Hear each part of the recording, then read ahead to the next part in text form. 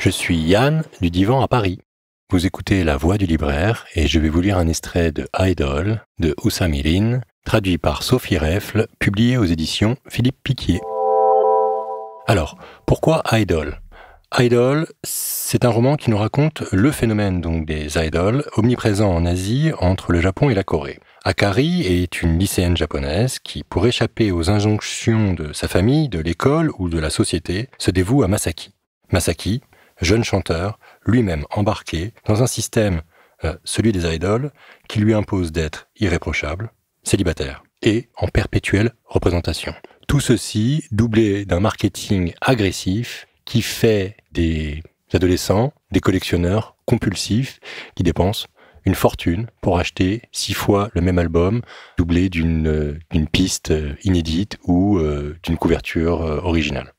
C'est un roman qui nous fait entrer au cœur de la culture japonaise contemporaine, dans un phénomène qui finalement nous échappe en Europe, dans la manière dont il explose en Asie de manière paroxystique. C'est un roman de la destruction, de l'autodestruction. C'est un roman de l'oubli du corps, l'oubli de soi, de l'illusion face à la réalité. Et c'est malgré tout un roman qui va vers la lumière et la guérison.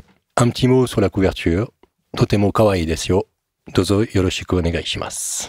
Chères auditrices, chers auditeurs, passons maintenant à la lecture. Mon idole a dérapé. À ce qu'il paraît, il a frappé une fan. Pour l'instant, on n'en sait pas plus. Malgré ça, en un soir, tout s'est enflammé. J'ai eu du mal à m'endormir. J'ai peut-être eu une prémonition parce que je me suis réveillé dans la nuit. J'ai regardé l'heure sur mon téléphone, les réseaux sociaux étaient en ébullition. De mes yeux ensommeillés, j'ai lu « Masaki aurait frappé une fan ». L'espace d'une seconde, tout m'a paru irréel.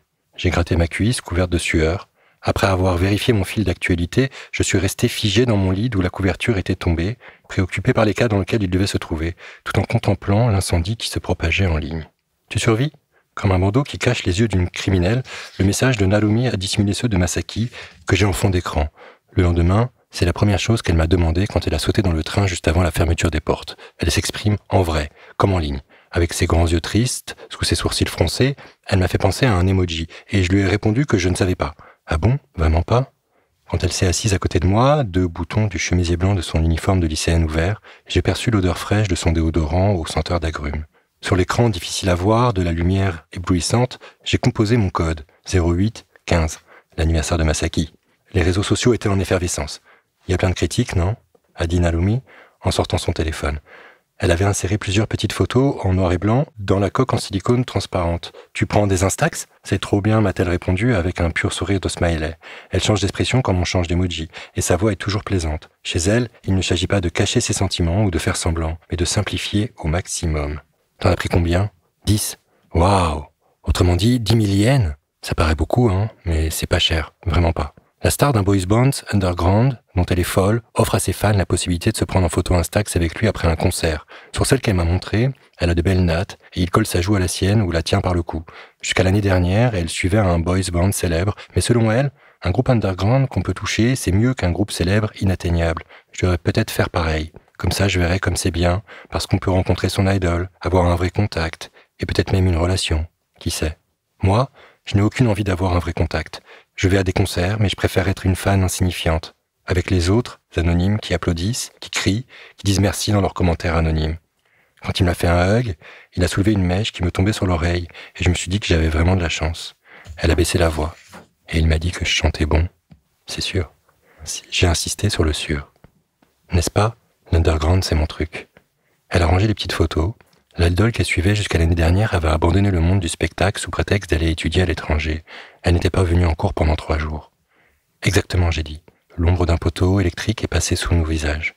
Narumi a étendu les jambes comme si elle était fatiguée et, d'une voix soudain plus calme, elle a murmuré en regardant ses genoux roses. « Mais tu es forte, Akari, de continuer à venir. » « Tu as dit que je suis forte de continuer à venir ? » ?»« Oui, j'ai entendu, de continuer à vivre. » Elle a ri comme si elle toussait. Elle a ajouté que c'était vrai aussi, parce qu'être fan d'un idole, c'est une question de vie ou de mort. Beaucoup de gens disent des choses pompeuses du genre « Heureusement que tu es né, je serais morte si je n'avais pas gagné cette place de concert, nos regards se sont croisés, on va se marier. » Ça nous arrivait aussi à Narumi et moi, mais l'idée qu'on parle de mariage juste quand tout va bien ne me plaisait pas. Et j'ai écrit « Je soutiens mon idole par tous les temps. » Le train s'est arrêté, La stridulation des cigales s'est amplifiée. Je l'ai envoyé. Narumi m'a répondu avec un like.